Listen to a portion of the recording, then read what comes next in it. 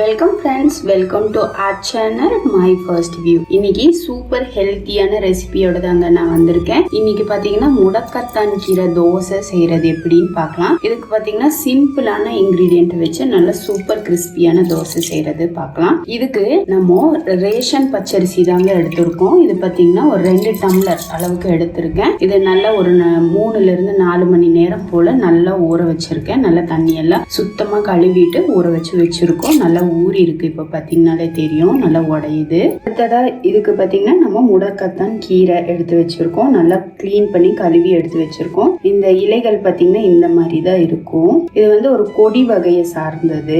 நான் நல்லா ஒரு 2 கைப்பிடி அளவுக்கு எடுத்து வச்சிருக்கேன். அடுத்ததா நம்ம சீரகம் பாத்தீங்கன்னா 1 ஸ்பூன் அளவுக்கு, வெள்ளைப்பூண்டு பாத்தீங்கன்னா ஒரு 5 இருந்து 6 பல், அதாவது சின்னதா இருந்ததுனால நான் இந்த அளவுக்கு எடுத்திருக்கேன். நல்ல பெரிய பற்களா இருந்ததுன்னா ஒரு 3 பல் எடுத்த போதும். அதே போல சின்ன வெங்காயம் ஒரு 10 எடுத்து வச்சிருக்கேன். காரத்துக்கு வரமிளகாய் பாத்தீங்கன்னா 4 நம்பர் எடுத்து வச்சிருக்கேன். இது காரம் அதிகங்கிறதுனால உங்களுக்கு காரம் எந்த அளவுக்கு தேவையோ அந்த அளவுக்கு நீங்க வரமிளகாவை சேர்த்திக்கலாம். இங்க கீரை பாத்தீங்கன்னா 2 கைப்பிடின்னு சொன்னாலும் 1 கட்டு கீரை எடுத்து வச்சிருக்கேன். நல்ல ஒரு ஃபுல் கைப்பிடி அளவுக்கு நல்லா டைட்டா பிடிச்சா எந்த அளவுக்கு இருக்குமோ அந்த அளவுக்கு. இதுல பாதி கீரையை சேர்த்திக்கிறேன். இதோட சீரகம், வெள்ளைப்பூண்டு, வரமிளகாய், சின்ன வெங்காயம். இப்போ மேலால திரும்பவும் கீரையை சேர்த்திடுறேன்.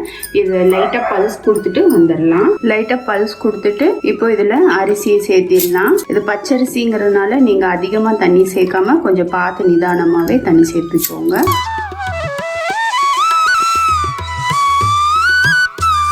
இப்போ இந்த அளவுக்கு நம்ம அரைச்சு எடுத்திருக்கோம். இப்போ இதை ஒரு பாத்திரத்துல சேர்த்திடலாங்க. இப்போ மீதி இருக்கிற பச்சரிசியும் நம்ம அரைச்சிட்டு அதோடவே மிக்ஸ் பண்ணிக்கலாம். இப்போ நம்ம அரைச்ச இந்த அரிசியையும் சேர்த்திடலாங்க. கொஞ்சமா தண்ணி சேர்த்து இதையும் சேர்த்திடலாம். இப்போ இதை நல்லா கலந்து விட்டுறலாம். இப்பவே கூட நம்ம தோசை சுடுறதா இருந்தா சுட்டுக்கலாம். என்னன்னா உங்களுக்கு ஹார்டா இருக்கும், தோசை ரொம்ப கெட்டியா வரன்னு இருக்கும். இது ஒரு 5 மணி நேரம் அப்படியே இருக்கட்டும். லைட்டா ஃபர்மெண்ட் ஆகிற மாதிரி கொஞ்சம் ஆனதுக்கு அப்புறம் நம்ம தோசை விட்டோம்னா நல்ல கிறிஸ்பியா ரோஸ்ட் ஆட்டம் வரும்.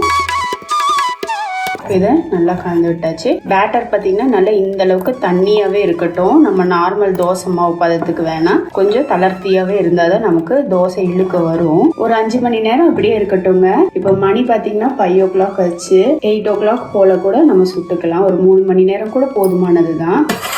இப்போ ஒரு 3 மணி நேரம் ஆயிடுச்சுங்க. இது வரைக்கும் இதுல நம்ம உப்பு சேர்க்கல. தேவையான அளவு உப்பு சேர்த்திடலாம். சேர்த்திட்டு நல்லா கலந்து விட்டுடலாம். இப்போ மாவு ரெடி ஆயிடுச்சு. நம்ம தோசை வாக்கலாம். இப்போ தோசை டவா ரெடி ஆயிடுச்சு.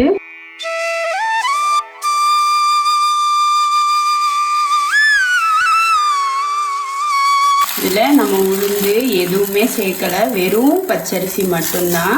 நல்லா வருமானு நினைக்க வேணாம், சூப்பரா வரும். இப்போ நம்ம எப்போ தோசை சுடுற மாதிரி தான் எண்ணெய் சேர்த்திடலாம். இப்போ திருப்பி போட்டுடலாங்க.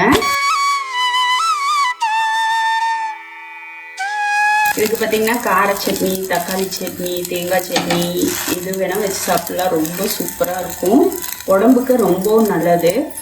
அட்லீஸ்ட் மந்த்லி 2 or 3 சாப்பிட்டா கூட நமக்கு ரொம்பவே நல்லது. நீங்கள் கீரையை ஆஞ்சிட்டு அந்த தண்டு வேஸ்ட் பண்ண வேணாம், அதில் நீங்கள் சூப் கூட மேக் பண்ணிக்கலாம்.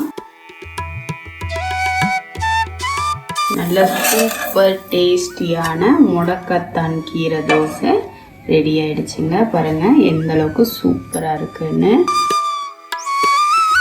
கசக்கும் அப்படிலாம் நினைக்கவே வேணாம், ரொம்ப டேஸ்டாவே இருக்கும். நம்ம செய்த இந்த முடக்கத்தான் கீரை தோசை ரெசிபி உங்களுக்கு பிடிச்சிருந்தா லைக் பண்ணுங்க, ஷேர் பண்ணுங்க, மறக்காம மை ஃபர்ஸ்ட் வியூவை சப்ஸ்கிரைப் பண்ணுங்க ஃப்ரெண்ட்ஸ். பெல் ஐக்கானோட ஆளுங்கிற ஆப்ஷனும் கிளிக் பண்ண மறந்துடாதீங்க. இது வரைக்கும் வீடியோவை பொறுமையா பார்த்ததுக்கு ரொம்ப ரொம்ப நன்றி ஃப்ரெண்ட்ஸ். தேங்க்யூ.